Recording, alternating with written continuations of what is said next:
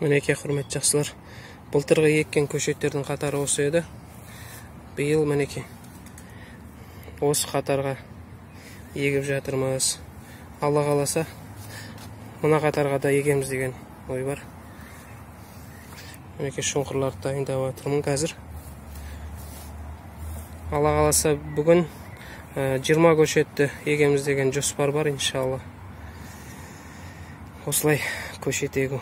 Ләззат қой, ләззат. Кайф, комфорт.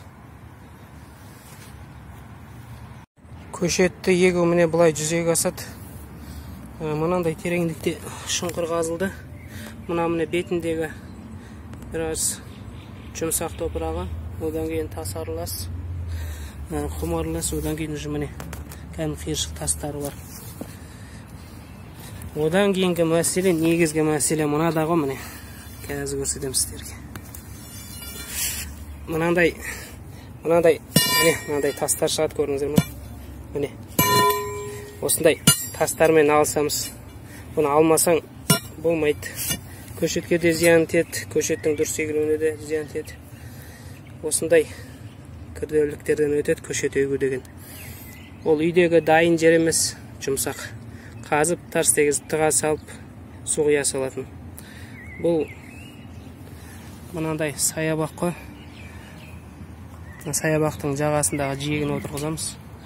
Бұл жер бұрын құрылыс бойынша астынан кейбірде асфальт болған, тас төсеген асфальттың астына сондай болады кейбірде. Мінеке.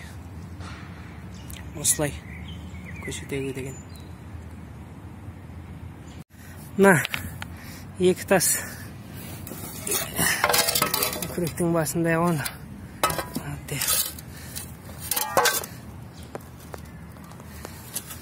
Осы тас не жерден шықты дегенге кім сенеді? Бірінші шұңқырдан шықты ғой, бірінші шұңқырдан. Аллах тағаланың қалауымен шықты айтар.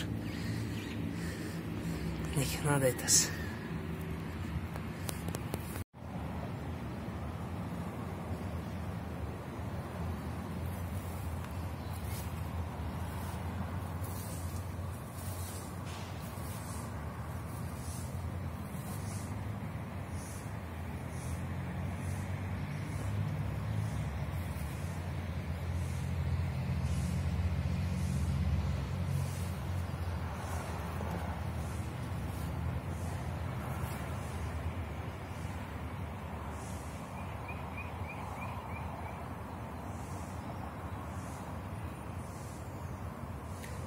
Сауысқан тамағын жеп тауысқан деген құсы осы болады.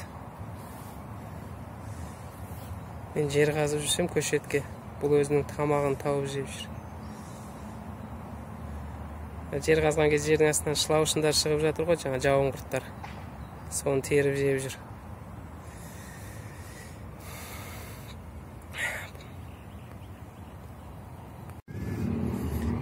Мінеке, Аллаға шүкір, әзірге 4 көшет дайын.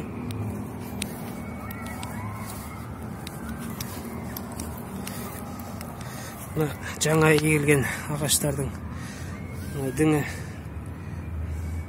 жіңішке болғандықтан мынандай қосымша рейка қойдық, кішкене көмек болып тұрсын деп. Сосын мынандай темір қойдық. Темір тор. Себебі, оның себебі мінеке. Мынандай шөп өсіп жан-жағына. Сол шөпті шабам дейді да, шөп шапқыштар. Үлкендеу болғаннан кейін осылай алманы шауып кетеді ғой өстіп. Жеміс ағашын шауып кетеді. Мынаны мен емдеп қойғам, жағатын жағып сыртынан скотчпен. Аллаға шүкір, бұл көктеп жатыр. Аллаға шүкір, альхамдулилля, Аллаға шүкір. Ал мынау сондай шөп шапқыштың әрекетінен зардап шегіп, әп-әйбат өсіп тұрған алмағаш қурап кетті. Себебі қабығының бәрін аршып кеткен жаңағы шөп шапқыштың шалғысы. Енді бұның орнына жаңасын егеміз. Сондықтан мынандай торды қоршап қойдық, ең болмаса кішкене себеп болсын, ана шөп шапқыштың шалғысы тиген кезде ананың жаңа отырғызған көшеттің діңіне жетпесін деп.